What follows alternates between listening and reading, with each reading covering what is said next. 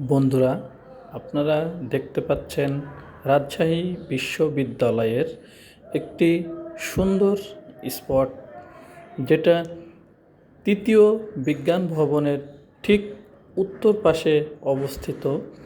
এখানে আছে সুন্দর একটি পানির লেক। পাশেই নির্মিত হচ্ছে নবনির্মিত শেখ হাসিনা হল। তার পাশে আছে বেগম খালেদা জিয়া হল। আসলেই সত্যি অসাধারণ সবুজে ঘেরা রাজশাহী বিশ্ববিদ্যালয়, যা আসলে আপনাদের মনকে আরও সুন্দর করে তুলবে। সবাইকে ধন্যবাদ আমার সাথে থাকার জন্য।